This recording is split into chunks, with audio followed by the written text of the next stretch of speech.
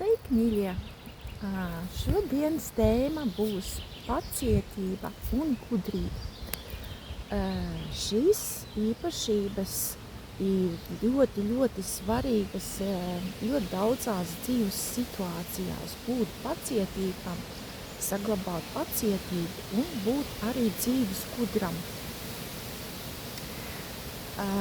Vispirms man ir radies, gribas uzdot jums tādus jautājumus. Vai jūs, mīļie, esat pamanījuši, kad salīdzinot ar senākiem laikiem, kad kaut kas jūsos pašos ir savādāks, taisni fiziskā ziņā, varbūt ķermenī, varbūt arī domas savādākas, uztverat visu apkārtējo savādāk, attiecības ar citiem cilvēkiem ir radušās tādas savādākas, ja? Ar citiem, ar kuriem mēs agrāk labi sapratāmies, tagad ir grūtāk saprasties, rodas tāda sajūta, ka mēs it kā runājam dažādās valodās un mūs nesaprot, vai arī no citiem cilvēkiem mēs saņemam varbūt asas reakcijas, ja? Ļoti daudz, ko tagad var tiešām pamanīt, kad kaut kas ir savādāk un kaut kas notiek. Un jūs droši varat arī padalīties komentāros, noteikti uzrakstīt arī savus novērojumus, ko jūs esat pamanījuši, kas jums liekas tāds neparasts savādāks nekā kādreiz tas bija, sajūtas, domas, citu cilvēku reakcija, uztvere, jebkas, jā, citu cilvēku uzvedība, vai pašos jūs jūtat kaut kādas kaut ko savādāku, kaut ko neparastu. Un pēc komentāriem tad es arī varēšu varbūt ierakstīt arī kādus citus video un pastāstīt, kas tas tāds ir, no kurienes rodas un kāpēc tas tā ir. Tagad var teikt, ka cilvēki ir sadalījušies tā kā divu veidu grupās. Par to jau es esmu runājusi arī iepriekšējos video. Ir viena grupa cilvēki, kuri vēl aizvien, kā jau gadsimtiem ilgi, dzīvo saskaņā ar savu prātu. Viņi ir kontaktā ar prātu, un prāts it kā vada viņu dzīvi, domas saistīts ar prātu, sajūtas, jā, būtībā visa dzīves uztvere, viss notiek tā kā caur prātu, varētu teikt, jā. Un ir otra cilvēku grupa, kas jau, kuros ir radusies prātam saikne ar dvēseli, tas ir pamodies garīgums. Tas nenozīmē to, ka cilvēks ir pievērsies ticībai, nepavisam, ne, garīgums ir ļoti plašs jēdziens, tā nav tikai ticība, jā, un sakot kaut kādai ticībai, teiksim, jā. Tas ir daudz plašāk. Un šiem cilvēkiem ir radusies saikni ar dvēseli. Viņi jau dzīvo savādāk. Viņi nevadās pēc prāta.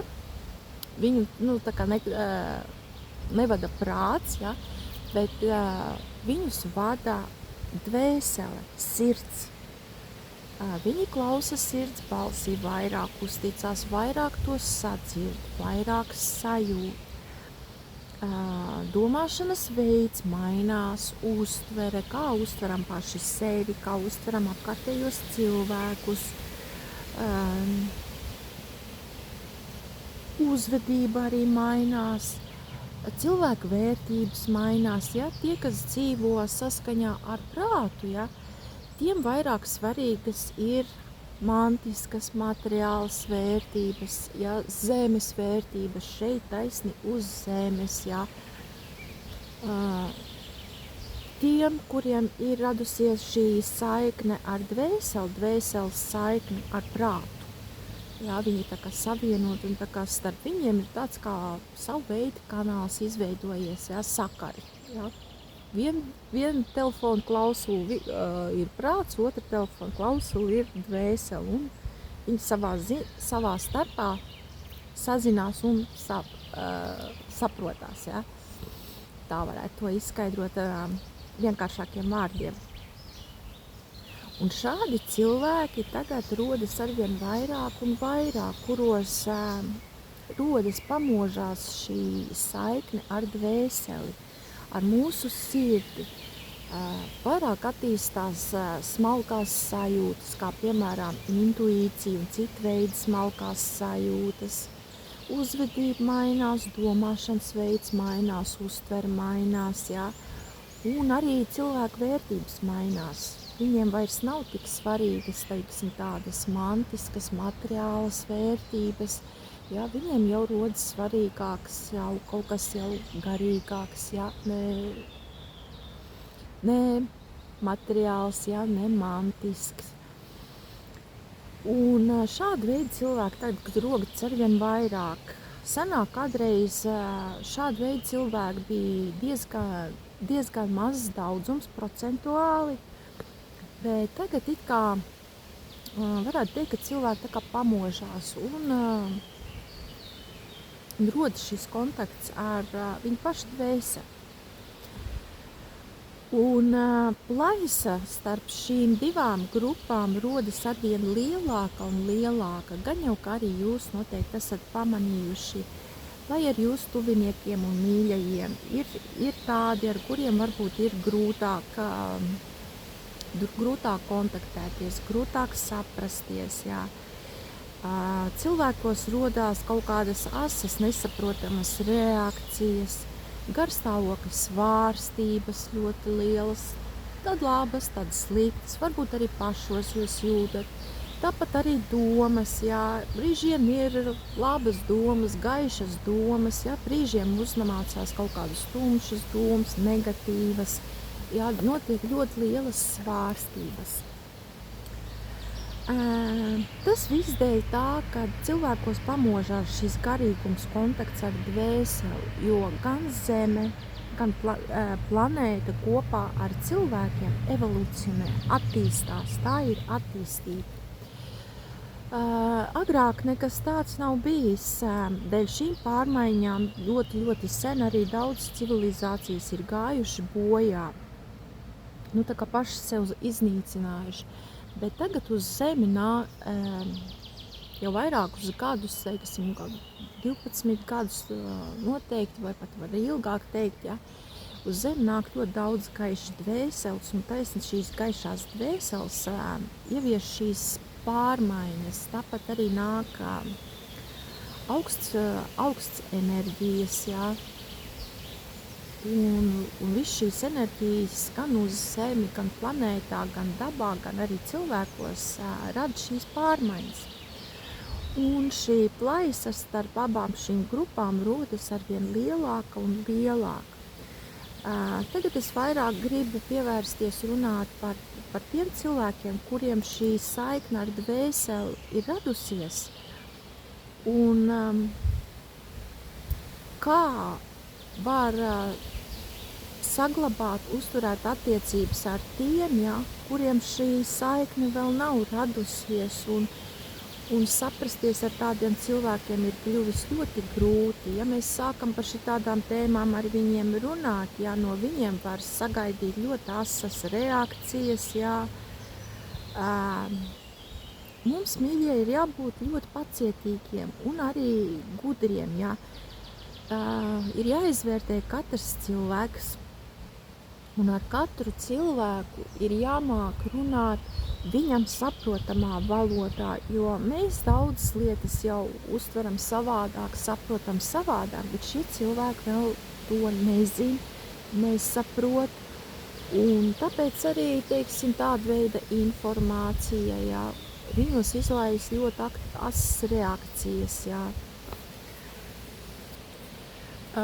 Protams, labākais veids, kā mēs varam paši arī sevi pasargāt, ir pēc iespējas mazāk kontaktēties ar tādu veidu cilvēkiem.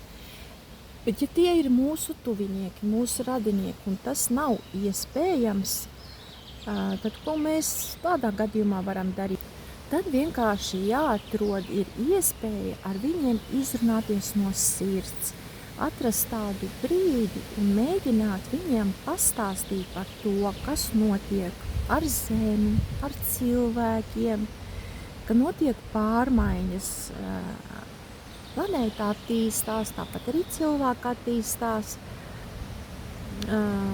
Tāpat arī fiziski mēs augam, attīstamies, mēs ejam skolā, mēs iemācāmies kaut ko jaunu, mēs būtībā katru dienu apgūstam kaut ko jaunu. Un tādā veidā notiek arī šīs pārmaiņas gan ar planētu, gan ar mums cilvēkiem, bet garīgā ziņā, enerģētiskā ziņā. Un, protams, ka tas ir kaut kas nebijis starp cilvēkiem un uz planētas. Tas ir pilnīgi kaut kas jauns un svešs, nezināms. Un tas rada arī izmaiņas cilvēkos gan fiziskā ziņā, gan arī viņu garīgajā stāvoklī, arī psiholoģiski. To var redzēt, ka cilvēkos notiek pārmaiņas, jā. Mēs paši sevī to jūtam, mēs jūtam arī mūsu apkārtējos cilvēkos, paziņās, draugos, rados. Būtībā katru šīs pārmaiņas ietekmē, ja? Ir cilvēki, kurus šīs pārmaiņas maina, ja? Bet ir kurus varbūt vēl nemaina, jo viņi nav tā kā pamodušies. Un tagad arī ir ļoti daudz pieejami visa veida tādi, tīri balstoties uz zinātniskiem izskaidrojumiem, visāda veida fakti, jau ir pieejama, un šāda veida informācija ir pieejama ļoti, ļoti daudz, ja.